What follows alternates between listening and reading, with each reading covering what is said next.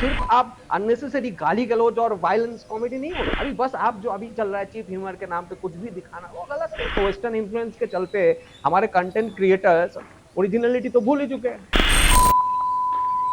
तो क्या आपने कभी ऐसा महसूस किया है कि आजकल की कॉमेडी सिर्फ हंसी के नाम पर गुस्सा बेच रही है? आजकल डार्क कॉमेडी और ब्लैक कॉमेडी के नाम पर जो कंटेंट बेचा जा रहा है वो असल में कॉमेडी है भी या सिर्फ एक और तरीका है लोगों के भावनाओं को मैनिपुलेट करने का? क्या roasting culture, stand up shows और ये रियलिटी शोज हमें ओपन माइंडेड बना रहे हैं या बस हमारी एम्पैथी को खत्म कर रहे हैं? एम्पैथी गूगल कर लीजिएगा, मतलब देखिए। तो सोचो, क्या मजाक सिर्फ वही होता है जिसमें हम किसी का अपमान किए जाएं? क्या वो एंटरटेनमेंट सच में हमें खुश कर रही है?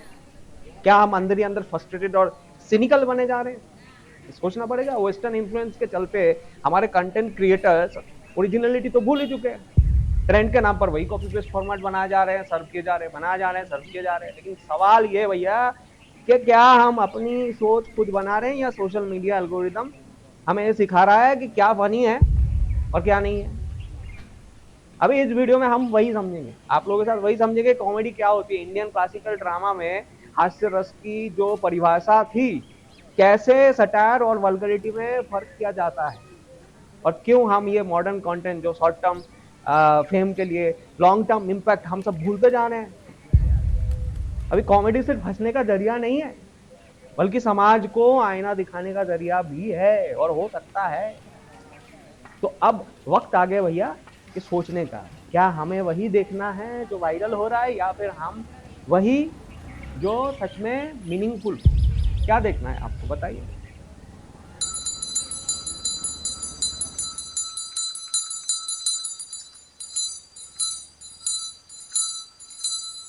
तो पहले हम बात करेंगे कॉमेडी क्या है। अभी कॉमेडी एक ऐसा कला रूप है जो लोगों को एंटरटेन करने के साथ साथ सोसाइटी के इश्यूज पर भी सोचने पर मजबूर कर सकता है। ये सिर्फ जोक्स या फिर कलेक्शन नहीं है, बल्कि ह्यूमन बिहेवियर और लाइफ के एब्सर्डिटी को एक्सप्लोर करने का एक तरीका है। और कॉमेडी के अलग अलग जनर्स भी होते हैं, जैसे स्लैपस्टिक कॉमेडी जो फिजिकल एक्शन और एग्जैजरेशन से हंसी लाती हैं, जैसे आप चार्ली चैपलिन देख लो या गोविंदा जी का फिल्म देख लो। आप फिर सिचुएशनल कॉमेडी देखो, सिटकॉम्स देखो, नॉर्मल लाइफ के सिचुएशंस को फनी तरीके से दिखाना, जैसे टीवी शोज वो खिचड़ी खिचड़ी विचड़ी होती है। कुछ सटायर देखो, ये पॉलिटिक्स, सोसाइटी और कल्चरल हिपोक्रेसीज पर अटैक करता है, जैसे कि जाने भी दो यारो, बहुत बढ़िया फिल्म देखो। पैरोडी और स्पूफ देखो, किसी चीज का मजाक उड़ाते हैं, है ना, लेकिन स्मार्ट तरीके से, स्मार्ट तरीके से। जैसे वेलकम फिल्म, वेलकम में वो मजनू उदय का, मजनू भाई केला ले लो, भिंडी ले लो जो है। अभी रोमांटिक कॉमेडी देख लो, रोम कॉम देख लो, आपको तो अच्छा लगता है। लव और ह्यूमर का एकदम परफेक्ट कॉम्बिनेशन है, जैसे कि जब वी मीट फिल्म, जब वी मीट देखा होगा। डार्क कॉमेडी देखो, ये तो सीरियस या टैबू टॉपिक को एकदम डार्क और आयरॉनिक तरीके के साथ प्रेजेंट कर सकते हैं। इसका अलग अलग डिटेल में हम समझेंगे, आगे वीडियो आए हम समझेंगे। अब हम आज समझते हैं कि डार्क कॉमेडी क्या है। डार्क कॉमेडी एक ऐसा जनर है जो सीरियस और अनकंफर्टेबल टॉपिक जैसे death, crime, corruption, mental health, hypocrisy या कॉमेडी के थ्रू दिखाता है।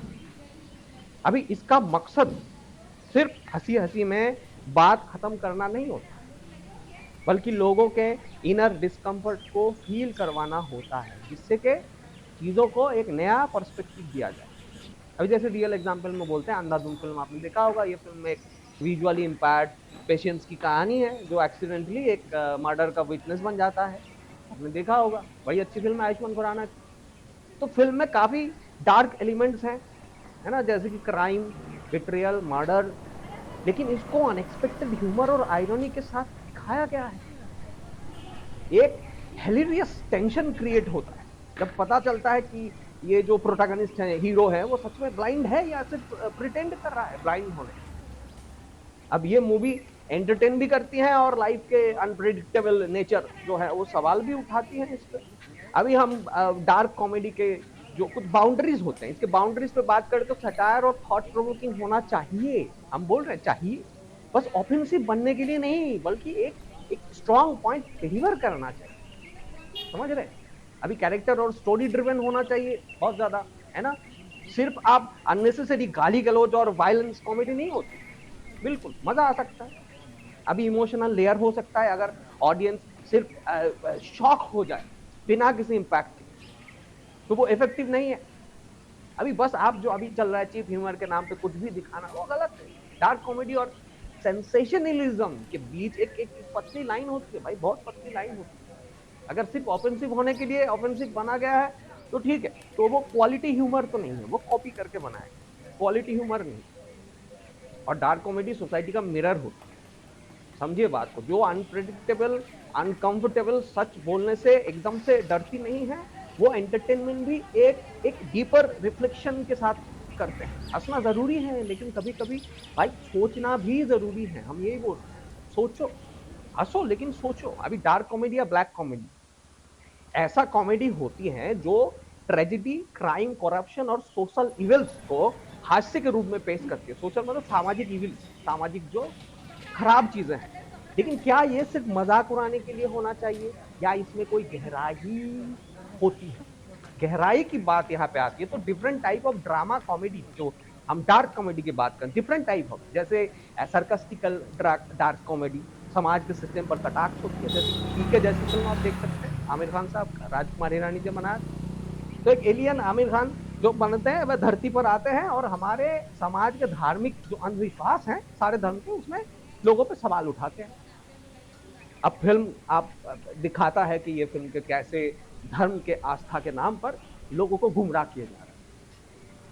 अब फिर उसके बाद आप देखते हैं दूसरे में क्राइम कॉमेडी आ जाता है। जैसे कि आप दिल्ली वाली फिल्म देख लो, 2011 में बनी हुई थी। तो दिल्ली वाली फिल्म में 3 दोस्त हैं, वो गलती से डायमंड ऐसे स्मगल करते हैं, फिर फंस जाते हैं। तो पूरी फिल्म में एकदम अराजकता, गालियां, अजीब सी घटनाएं हैं, लेकिन एक मजेदार एक कॉम्बिनेशन भी है। अब एब्सर्ड डार्क कॉमेडी देख लो, अजीब और एकदम अतर्कित स्थितियों में हास्य।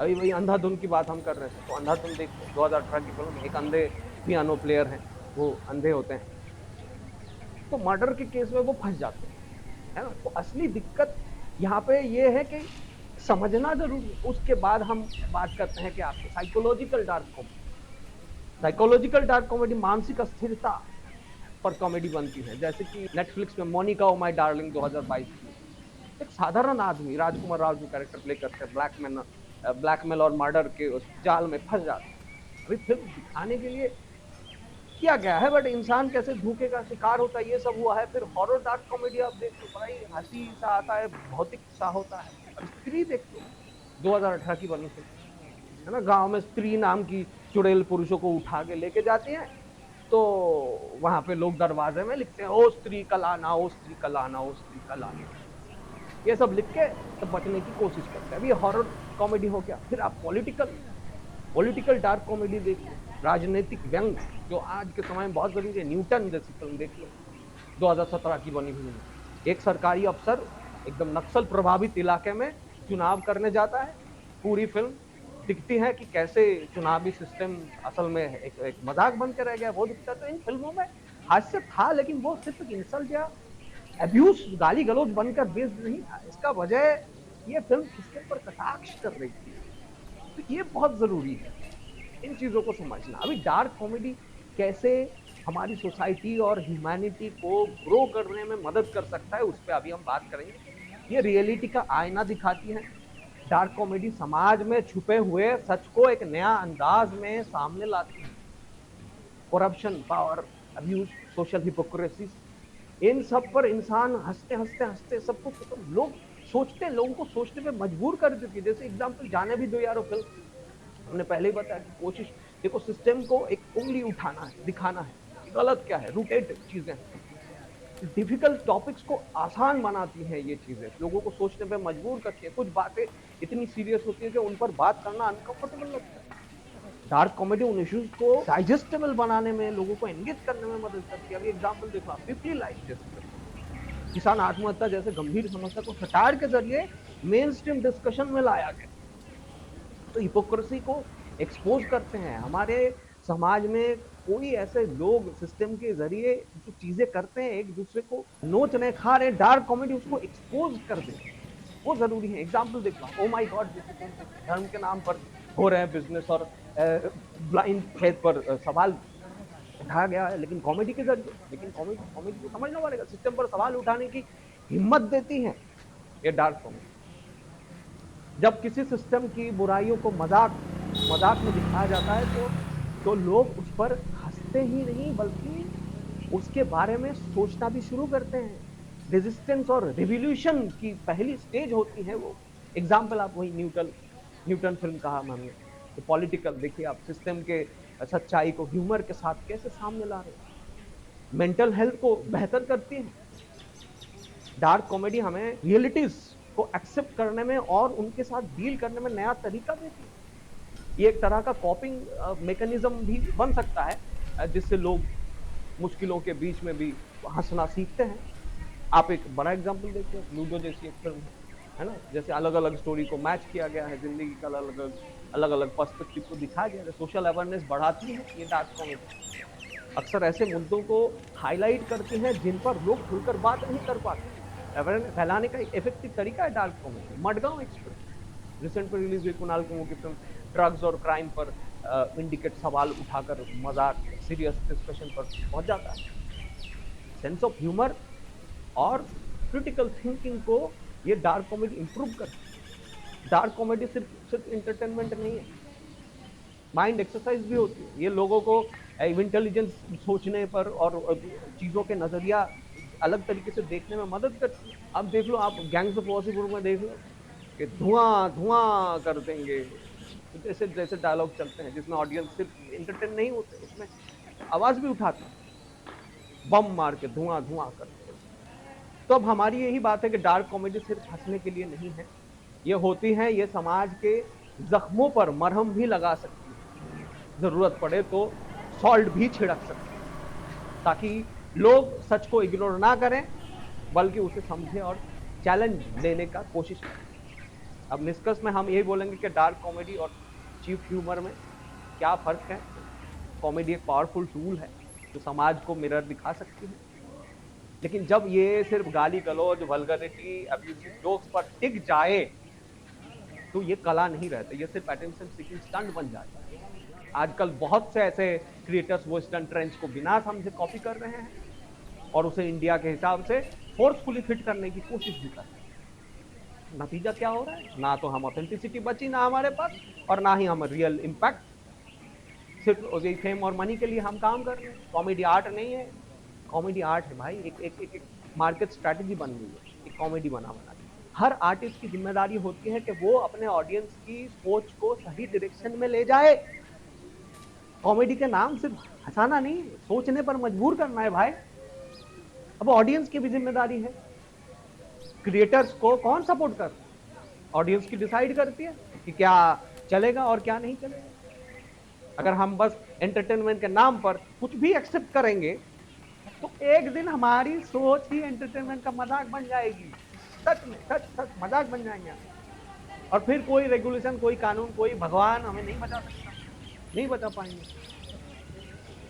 तो अगली बार हम जब मिलेंगे हम बात करेंगे अगले एपिसोड में कि क्या हम डार्क कॉमेडी के नाम पर सिर्फ नेगेटिविटी फैला रहे हैं, या चीप ह्यूमर और ये फेक सटायर हमारे माइंडसेट को एकदम जहरीला बना रहे हैं नागिन की तरह से। तो क्या बॉयकॉट करनी है, इस सॉल्यूशन को क्या कैसे कर सकते हैं, चॉइस खुद समझेंगे, है ना।